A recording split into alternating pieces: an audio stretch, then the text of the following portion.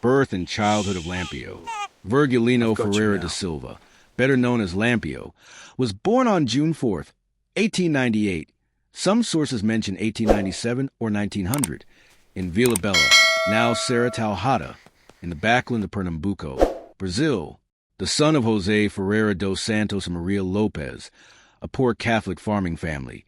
He grew up amid the harsh reality of the Northeastern backlands, constant droughts, poverty, and violence between rival families.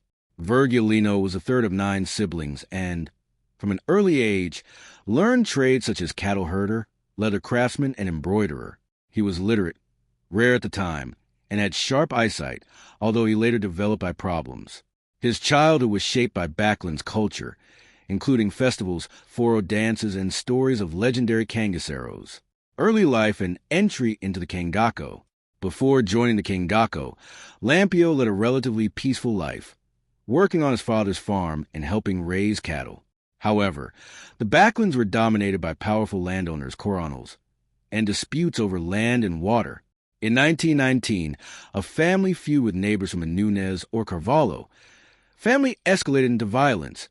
Rival gunmen invaded his home, and his father was killed by police in 1920 during a pursuit. This marked the turning point. Swearing revenge, Virgilino, at age 22, fled into the wilderness and joined the gang of Sebastião Pereira, known as Sinho Pereira, a respected cangaceiro leader. In 1922, when Sinho Pereira left the Cangaço, Lampião assumed leadership of the group, earning his nickname because of his skill with a rifle. His rapid shots made the barrel shine like a lamp, Lampião.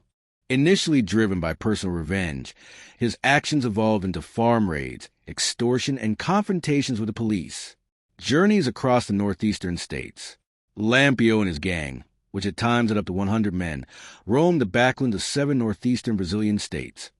Pernambuco, his main base, including Serra Talhada, Paraíba, Rio Grande do Norte, Ceará, Alagoas, Sergipe, and Bahia.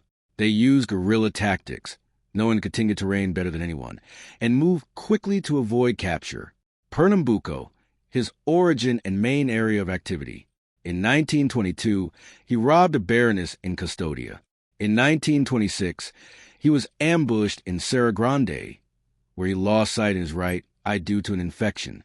Ceará and Paraíba form alliances with local leaders such as Padre Cicero in Juazeiro do Norte, Ceará, who named him Captain Virgilino in 1926 to fight the press column, communist revolutionaries. Lampião received weapons but deserted the mission. Rio Grande do Norte. In 1927, he attempted to invade Mossoró, a prosperous city with 40 men. He was repelled by armed civilians and police, suffering his greatest defeat, fleeing wounded and leaving dead behind. Alagoas and Sergipe.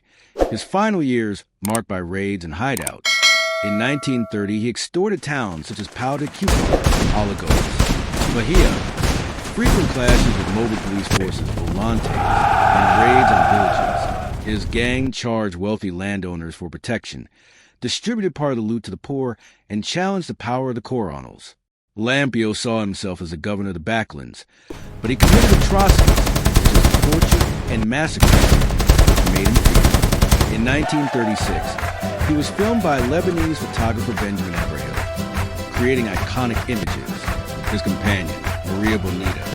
Maria Gomes Oliveira, known as Maria Bonita, born in 1911 in Santa Brigida, Bahia, was married to a shoemaker when she met Lampião in 1930 during one of the gang's passages through a region.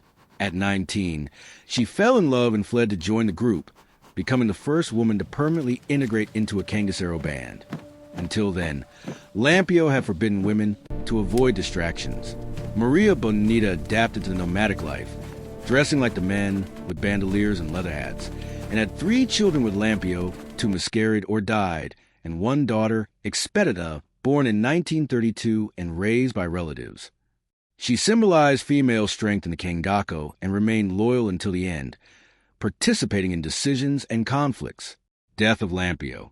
After years of being hunted by the government, especially under Getúlio Vargas, who modernized the police forces with radios and airplanes, Lampião was betrayed by an informant, coitero, named Pedro de Candido. On July 27, 1938, the gang camped at Angico Farm in Poco Redondo, Sergipe, near the São Francisco River. At dawn on July 28th, a police force of 48 men, led by Lieutenant Joao Bezerra, ambushed them. Lampião was the first to die, shot in the head. Maria Bonita and 9 other cangaceiros, including Luis Pedro and Mergulheo, were killed in the gunfight. The rest fled. The bodies were mutilated. Their heads were cut off and publicly displayed in cities such as Aracaju and Maceo to prove the death of the king of the Cangaço. The heads remained on display until 1969, when they were finally buried. This marked the effective end of the Cangaço, although remnants lasted until 1940. Lampião lived 40 years, 18 of them the Cangaço, and became a legend, a hero to some, a bandit to others. His legacy inspires folk literature, films, music, and studies about social banditry. The end of Lampião and Maria Bonita tragically marked the history of banditry in Brazil. On July 28, 1938, the couple was ambushed by police in Grota, Angico, Sergipe. The attack was swift and violent. Lampião, considered the king of the bandits, and Maria Bonita, his fighting companion and female symbol of banditry, were killed along with part of their gang. What made the episode even more shocking was the treatment of their bodies. Their heads were cut off and publicly displayed for years as a way to prove their deaths and intimidate other bandits. This brutal outcome symbolized the end of an era in the Northeast, a mixture of violence, resistance, myth, and controversy. The sad end of Lampião and Maria Bonita brought to a close one of the most intense and controversial chapters in Brazilian history.